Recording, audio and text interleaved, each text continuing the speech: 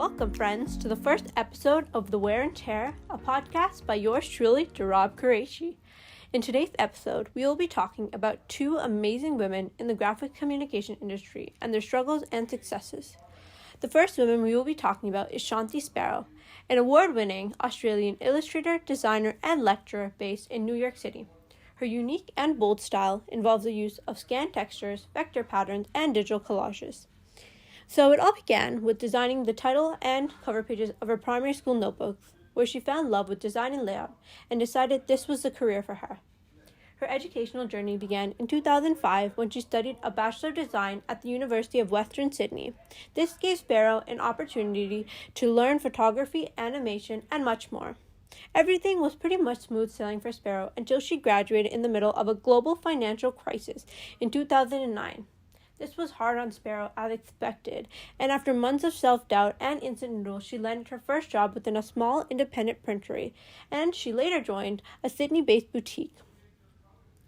Her personal success began in 2014, where she released her 10-piece series Hatchet, which helped expand her work internationally. She also held an international exhibit of full-scale animals called Summer Safari, and published 2 books through Hardy Grant named Color and Shapes. Her journey with children continued in 2016 as she released works such as activity and sticker books.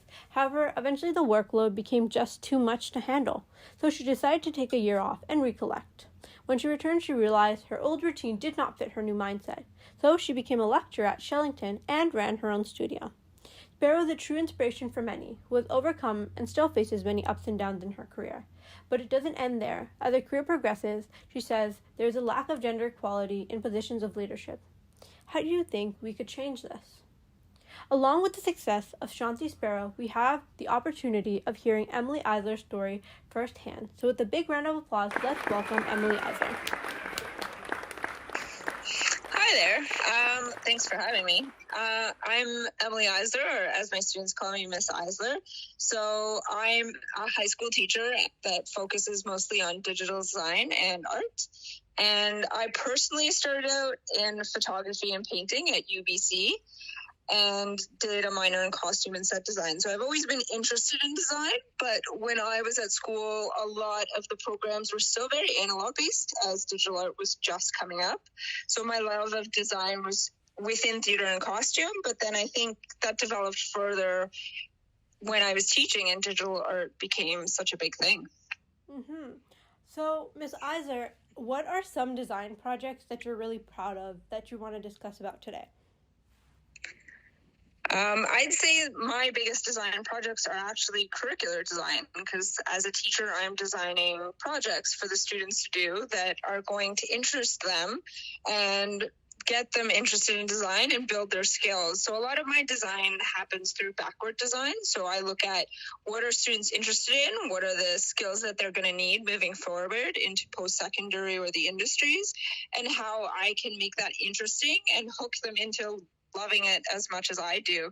So a lot of the focus in my design is I'm trying to get students to explore, understand the creative process, and build on skills so they can discover their own, the designer within them. Mm-hmm. I definitely agree with you, Miss Eisler. You've definitely helped me a lot with my journey of becoming an artist and getting into design. I would have never thought that I'd make it here today doing design. What are some struggles you may have had to get to where you are today, and what are some changes that you want to see in the design industry or just in industry in general? So I think my struggles personally is keeping up with the technology and the design trends and making sure to touch on those things, because that's important for the students moving forward. I think the biggest struggle, though, as a teacher of art would be getting the young designers to believe in themselves so they know that they have a voice in art and design, and making the content that they're doing matter. Mm-hmm. In terms of industry changes, I think a lot of the industry and companies, they're very closed and almost secret, and I'd love to see more support and reach back to the next generation of designers coming up from those industry professionals. Back to these starting designers. A lot of the focus ends up on the post-secondary designers, but I'd love to see more of those professionals coming into the high schools and inspiring these young artists to learn about these fields that a lot of them didn't even know existed. Wow. What a true inspiration Emily Eiler is. I couldn't agree more that everybody should be given an opportunity.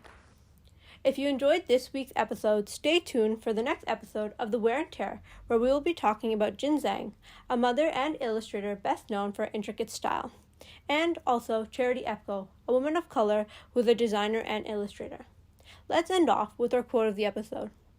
It's through mistakes that you actually can grow. You have to get bad in order to get good. Paula Shore. Thank you, everyone. I hope you enjoyed.